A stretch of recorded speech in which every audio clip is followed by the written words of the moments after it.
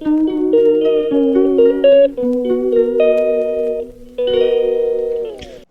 అండి, నమస్తే. Welcome back to my channel. ఈరోజు వచ్చేసరికి నేను దానిమ్మ జ్యూస్ని ప్రిపేర్ చేద్దాం అనుకుంటున్నాను. ఈవినింగ్ అనమాట. ఇవన్నీ అది తీసేసి అందులో ఉన్న గింజలతో పాటు ఇప్పుడు దానిమ్మ జ్యూస్ ఓన్లీ దానిమ్మ మాత్రమే వేస్తున్నాం అనమాట.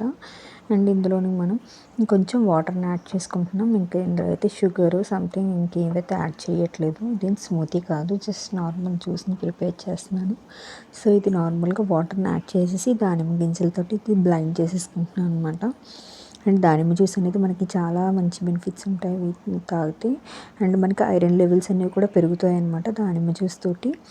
నాకైతే థైరాయిడ్ ఉంది కాబట్టి నేను క్యారెట్ బీట్రూట్ జ్యూస్ అయితే తాగట్లేదు. సో దాని రీప్లేస్ కిందని ఈ దానిమ్మ జ్యూస్ని తాగుతున్నాను అనమాట.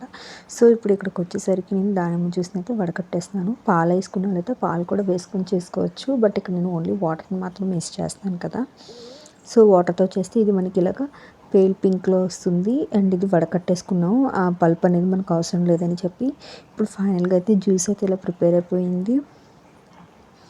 అండ్ ఇదైతే చాలా టేస్టీగా ఉన్నదనమాట. అండ్ ఫైనల్గా లుక్ అయితే ఇలా వచ్చింది.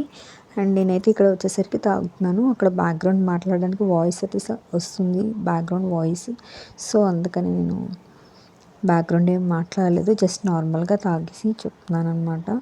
జ్యూస్ అయితే చాలా టేస్టీగా ఉంది. అండ్ దానిమ్మ జ్యూస్ అంటే ఎవరికి అంత బేసిక్గా అంత తీయగా నచ్చదు, but it's very nice. Thank you for watching this video.